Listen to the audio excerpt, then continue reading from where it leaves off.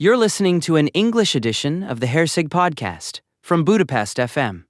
In this episode, the host, Zoltán Herczeg, sits down with Balázs Karafiáth, a friend of 30 years, co-founder of the Sziget Festival, an internet entrepreneur, a meme researcher, and now a coach who works on consciousness.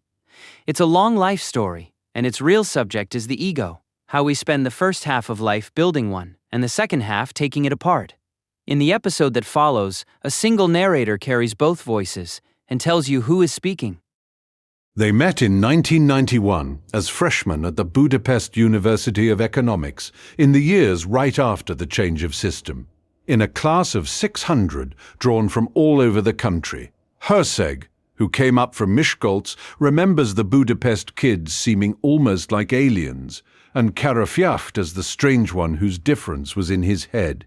Karafiáth says he didn't feel special, just out of place, holding down the back row of the aula department with the slackers, discovering he could keep up with people far smarter than him. The younger students, he laughs, had a nickname for him, the guy who's just always there. The turn came in 1993, when Sziget arrived. Károly Gerendié and Peter Müller showed up at his apartment once his father's ad agency office, wired with the phone lines and modems you needed then, and they began organizing a festival.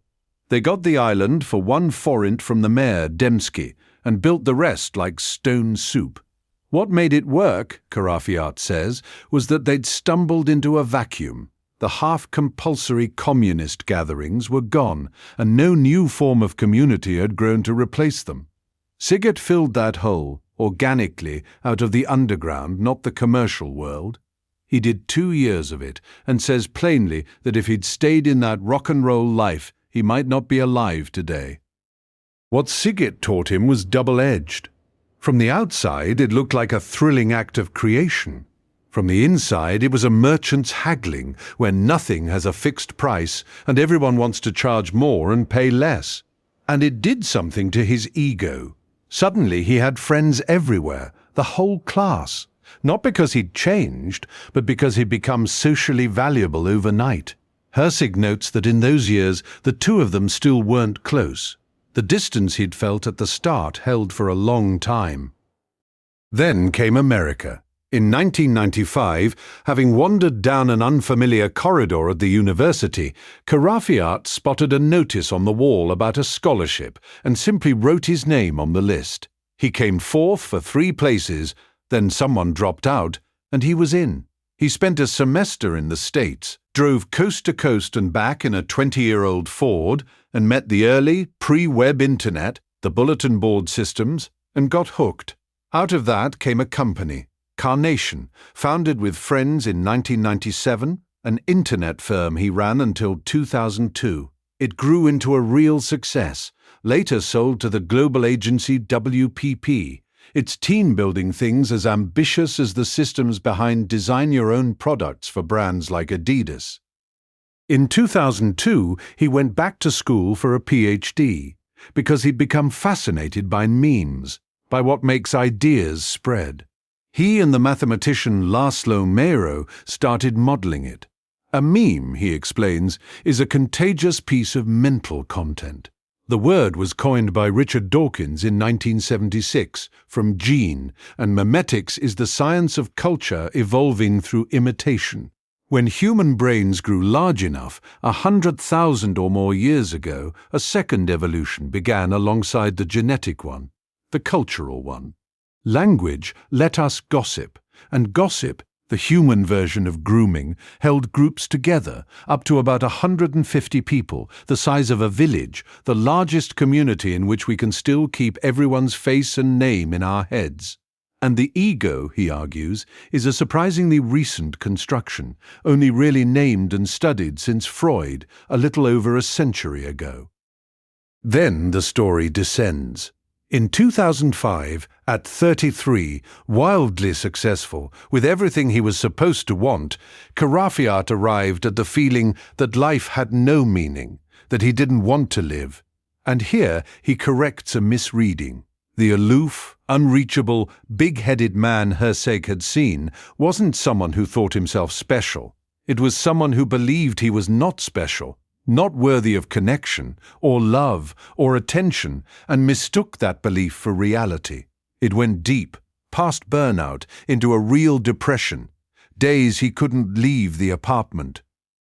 Herczeg says this is exactly where their friendship truly began, and he recognizes the terrain, having slid into it himself. His own therapist once told him the thing he couldn't believe, that you are lovable precisely when you're at the bottom, because you're human, not the clever one, the diplomaed one, the peacock. Once Karafiáth was no longer that loud performing bird, Herczeg says, he could finally see a person instead of a persona, and that, most likely, is when the real bond formed. The way out ran through a therapist named András Feldmár. Karafiáth had seen him in a documentary, Is There Life Before Death, and thought, that man could help me, then discovered, through a chain of coincidences, that Feldmár was about to land at the airport. He was so afraid he cancelled the first session, then finally flew to Vancouver in 2006 and worked with him on and off for the better part of a decade. Both men paused to say plainly that there is no shame in this.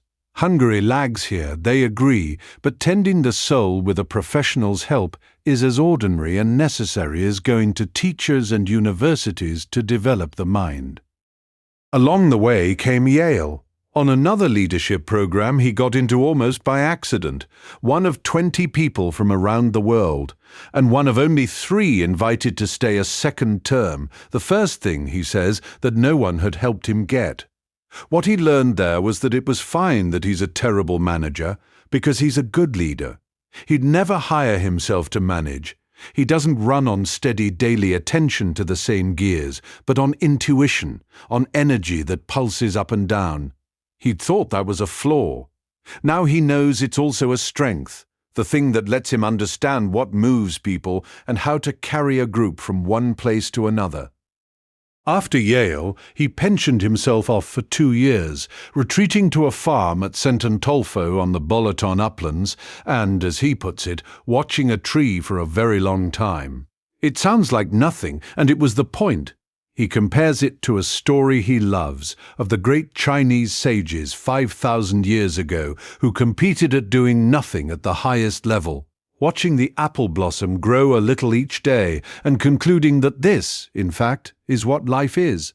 That stillness, he says, is what everyone needs, and it takes as long as it takes. For him, it was 2 years. From there, the conversation opens onto bigger ideas. Decoupling income from work, universal basic income, the notion that the first lie to undo is the one that ties survival to a job, so that everyone could live for their creativity instead. And then the moment he calls checking out of the matrix. Around 2013, doing communication work in America, he had a research finding for Coca-Cola. Consumers were beginning to sense that what they were pouring into themselves was bad for them. The company's response was to ask him to help silence those voices. He refused, realized the multinationals genuinely care only about the dollars, not the people, and walked away from the persuasion industry entirely, turning down what could have been a fortune, a software company out of Silicon Valley, because he no longer wanted his skill used to make people do what corporations want. The countercurrent, he says, the whole movement toward local, honest, hand-grown food is one of the most important cultural changes of our time. He resists calling any of this enlightenment. The word is too strong. He calls it a kind of business enlightenment, the realization that he does not want to take part in this system on those terms. What he does now is help people look at their lives and their world differently. Because, as he puts it, the best way to change the world is to look at it differently, and then you'll see a different world. He places it in a longer frame, Ken Wilber's integral theory, the parallel development of the individual, the community, and humanity as a whole, a single path of growing consciousness. You reach a new vantage either through sudden insight or through pain, an illness, a loss, a night under a tree, the moment you stop feeling like a helpless victim of the system and step into responsibility. And the loveliest part, he says, is that quantum physics and the 5,000-year-old Vedas arrive at the same place, that the act of looking shapes what is seen. At the end, Herczeg presses the question that won't leave him. If you have this way of seeing, are you obliged to share it, to make the world around you better? Karafiáth lives that dilemma too. He won't claim enlightenment, the word is far too big.